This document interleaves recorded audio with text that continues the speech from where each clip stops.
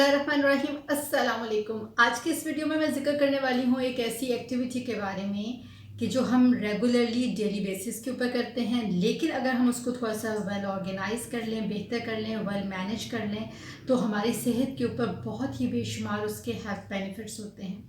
मैं जिक्र करने वाली हूँ वॉक के हवाले से। हमें रोज़ाना कितनी वॉक करनी होती है, कितने ड्यूरेशन तक वॉक करनी होती है और कितने दिन तक वॉक करनी होती है, क्या वॉक के टाइमिंग्स होते हैं, हमें सुबह, दोपहर या शाम किस टाइम पे वॉक करनी चाहिए जिसमें हमें बेहतर तौर पे अपनी हेल्थ के ऊपर बेनिफिट्स मिलेंगे। लेकिन साथ में मैं ये भी इस वीडियो में ज़िक्र करूँगी कि ऐसी कौन सी डिजीज़ हैं कि जिनके रिस्क हमारे कम हो जाते हैं। उसके अलावा और ऐसे कौन से ऑर्गन्स हैं जिनके ऊपर पॉजिटिव असरात होते हैं। ये तमाम छोटी छोटी ऐसी बातें हैं जिनके बारे में मैं ज़िक्र करना चाहती हूँ आज के इस वीडियो में। सो ये वीडियो बहुत इंपॉर्टेंट होने वाली है आप लोगों के लिए, स्पेशली उन लोगों के लिए कि जिनको डायबिटीज़ है, जिन लोगों का हार्ट डिजीज़ हैं या जिन लोगों की ओबेसिटी का शिकार हैं और वो जिम जाने के बावजूद भी अपना वज़न ठीक से कम नहीं कर पा रहे। बढ़ते हैं आज की इस वीडियो में। मैं डॉक्टर मरियम मुनीर रहमत क्लिनिक विद सिबलिंग के प्लेटफॉर्म से आपके लिए ऐसी हेल्थ रिलेटेड वीडियोस लाती रहती हूँ। सो अगर अभी तक आपने इस चैनल को सब्सक्राइब नहीं किया तो काइंडली सब्सक्राइब करके बेल नोटिफिकेशन भी प्रेस कर दें और अपने फैमिली, फ्रेंड्स और रिलेटिव्स को ये वीडियो ज़रूर शेयर करें ताकि जिन लोगों को प्रॉब्लम है, जिन लोगों को हेल्थ इश्यूज़ हैं, जिन लोगों का ब्लड प्रेशर, डायबिटीज़ कंट्रोल नहीं हो रहा, उनकी ओबेसिटी का शिकार हैं, वो तमाम इस वीडियो को देखें और उनको भी फ़ायदा हासिल हो। बढ़ते हैं आज की इस वीडियो की जानिब।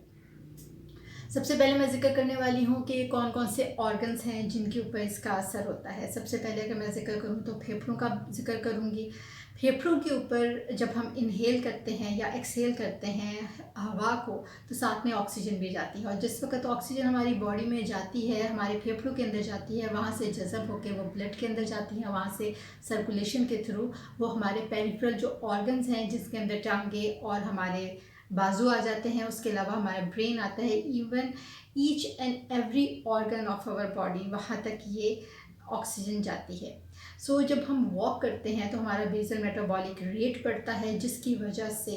हमारी जो ब्लड सर्कुलेशन है वो बेहतर होती है, ऑक्सीजन एब्जॉर्प्शन बेहतर होती है और हमारी जितनी भी पेरिफेरीज हैं जहाँ पे ऑक्सीजन पहले नहीं जा पा रही होती वहाँ पे भी जानी शुरू हो जाती है। उसकी वजह जो हमारी जो ब्लड वेसल्स हैं उनके अंदर लचक भी पैदा होती है। ये बहुत इंपॉर्टेंट चीज़ है क्योंकि जितनी ज़्यादा लचक पैदा होगी, जितनी ज़्यादा वेसल्स खुलेंगी और उनके अंदर ब्लड सर्कुलेशन ज़्यादा होगी, उतनी ही ऑक्सीजन हमारी जो पेरिफेरीज को है वहाँ पर जाएगी और रिस्क ऑफ गैंग्रीन कम होते जाएंगे, रिस्क ऑफ द प्यूट्रिफिकेशन या फिर जो डैमेज होता है ऑर्गन्स वो भी कम होता जाता है। साथ में अगर जिक्र करूँ ना तो हमारी जो ब्लड में कोलेस्ट्रॉल है ये उसको भी कम करता है क्योंकि जो इंसुलिन सेंसिटिविटी है ये इसको भी बढ़ाता है। उसके अलावा कोलेस्ट्रॉल को मैनेज करने का होता है कि जितनी भी जो बर्निंग होती है, आप कोई भी चीज़ लेते हैं in the form of a carbohydrate, fat या प्रोटीन, तो उसकी जब एब्जॉर्प्शन होती है वहाँ पे फिर बर्निंग स्टार्ट हो जाती है, यानी कि मेटाबॉलिज्म बॉडी का स्टार्ट हो जाता है। इस मेटाबॉलिज्म के बूस्टअप होने की वजह से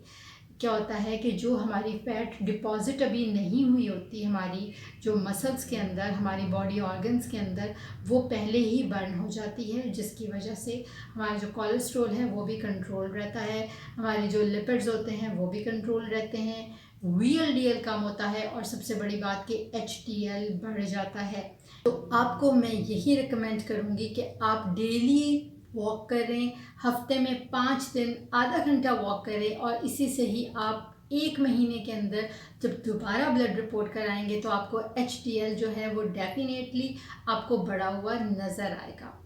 वॉक के ना सिर्फ हमारे बॉडी के ऊपर, फेफड़ों के ऊपर असर होते हैं बल्कि ये जो गुर्दे हैं बहुत इम्पॉर्टेंट हमारी बॉडी के ऑर्गन्स, ये उन पे भी असर करते हैं और उसके जब असर करेंगे हम, उनकी ब्लड सप्लाई बेहतर होगी, साथ में जितने भी टॉक्सिन्स वगैरह हैं वो भी ज़्यादा रिलीज़ होंगे, क्योंकि जब हम वॉक करते हैं ना तो साथ में हमारा फ्लूइड इनटेक बढ़ जाता है, और जब फ्लूइड इनटेक बढ़ेगा तो हमारी किडनी से जो ज़्यादा एक्टिवली काम करेंगी और उनसे जितने भी टॉक्सिन्स होते हैं वो भी रिलीज़ होंगे, वो भी एलिमिनेट होंगे, हमारी बॉडी में से एक्सक्रीट होंगे।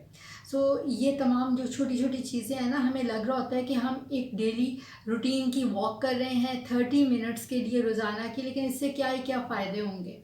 लेकिन मैं आपको बताऊं, डेफिनेटली इनके फ़ायदे होते हैं। साथ में एक और चीज़ है कि जब हमारा हार्ट है, हार्ट के ऊपर जब उसका पंपिंग एक्शन बढ़ जाता है, हमारा जब बेसल मेटाबॉलिक रेट बढ़ता है, हमारा मेटाबॉलिज्म बढ़ता है, तो साथ में हमारी एक्टिविटी जब बढ़ती है वॉक करने के साथ, तो हमारे हार्ट रेट भी बढ़ता है। जब हार्ट रेट बढ़ता है तो उसकी वजह से पंपिंग एक्शन की वजह से हमारी जो ब्लड सर्कुलेशन है वो बेहतर हो जाती है।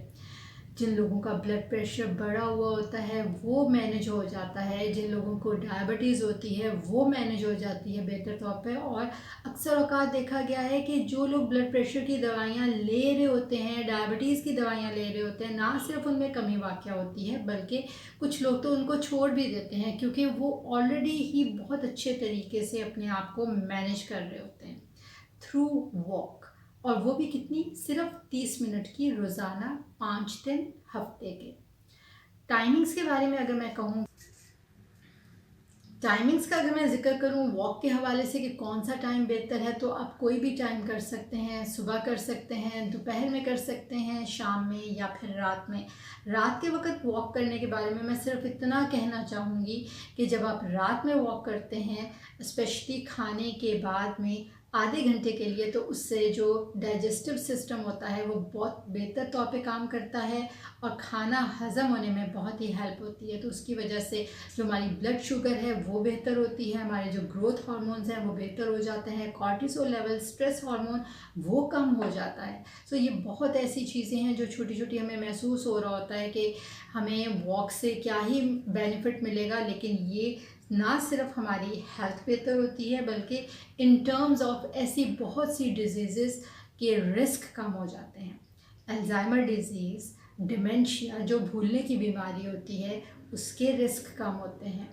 इसके अलावा अगर मैं आपसे ये कहूँ ना कि आपकी ब्रेन की हेल्थ बहुत बेहतर होती है, माइंडसेट बहुत बेहतर होता है, हमारे ब्रेन में एंडोर्फिन्स रिलीज़ होते हैं। इन एंडोर्फिन्स की वजह से हमारी जो पूरी पर्सनैलिटी है वो बहुत ही हैप्पीनेस की तरफ जाती है, सैडनेस से निकल आती है। जो हर वक्त आपको डिप्रेशन लग रही होती है, एंग्जाइटी लग रही होती है, छोटी सी बात हो जाए तो आप टॉलरेट नहीं उसको कर पाते, सिर्फ वॉक करने से आपकी सेहत के ऊपर बहुत ही पॉजिटिव असरात मिलते हैं, एंग्जाइटी का लेवल कम होता है। साथ में अगर आप वॉक करेंगे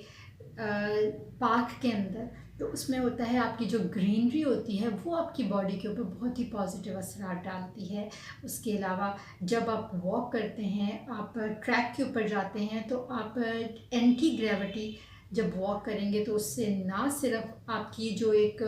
स्टेपिंग है, मूवमेंट है वो बेहतर होगी, बॉडी का पोस्चर बेहतर होगा, बल्कि आपकी जो बॉडी जो है, जल्द है, वो आपकी टोन अप होगी, आपके मसल्स टोन अप होते हैं। जो लोग अपना वज़न कम कर रहे होते हैं और बहुत ही क्रैश डाइट के ऊपर जा रहे होते हैं, खाना पीना उन्होंने बहुत कम किया हुआ होता है, तो उनके लिए मैं ज़रूर रिकमेंड करूँगी कि वो वॉक को रूटीन का हिस्सा बनाए। उसकी वजह ये होती है कि जो उनकी जल्द ढलक रही होती है वो ढलकना कम हो जाती है, वो टोन अप रहती है, जिसकी वजह से वो बड़ी नज़र नहीं आते, उनकी एज बड़ी नहीं नज़र आती।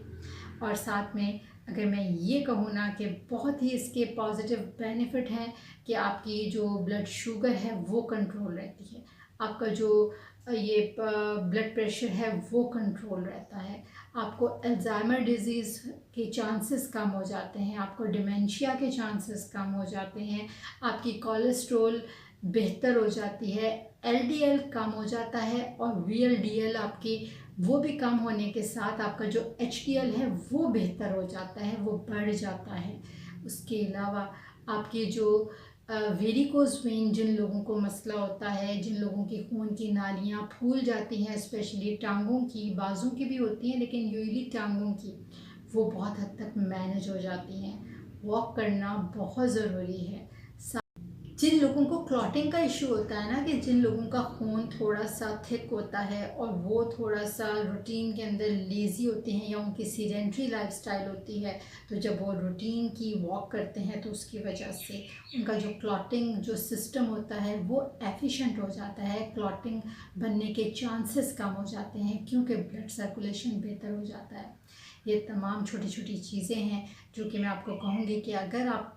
वॉक को अपनी डेली रूटीन का हिस्सा बनाएं तो बहुत हद तक ये सेटल हो जाती हैं। जिम के अंदर जब आप ट्रेडमिल करते हैं तो उससे आप बॉडी एक्टिव तो हो जाएगी, लेकिन थोड़ी सी उसमें बोरियत शुरू हो जाती है। और साथ में जो आपकी जो ग्रीनरी है, आपके यहीं पे पार्क में जब वॉक करते हैं तो उसके जो पॉजिटिव असरात होते हैं ना, आपकी पूरी एटमॉस्फेयर के, पूरी नेचर के, आपकी बॉडी के ऊपर, हेल्थ के ऊपर जो पॉजिटिव असरात आते हैं वो आपको देखने में नहीं मिलते जिस वक्त आप जिम में ट्रेडमिल के ऊपर वॉक करते हैं। साथ में आपको ये कहूँगी कि जब भी आप वॉक करें तो अपना जो वाटर इनटेक है उसको बेहतर रखें। वाटर इनटेक के साथ ना सिर्फ आपकी बॉडी में से टॉक्सिन्स रिलीज़ होंगे, बल्कि आपकी जो मॉइस्चराइज़र है वो भी स्किन का वो बेहतर रहेगा। सो इंशाल्लाह मिलते हैं अगली वीडियो में नए टॉपिक के साथ। अल्लाह ने के बाद।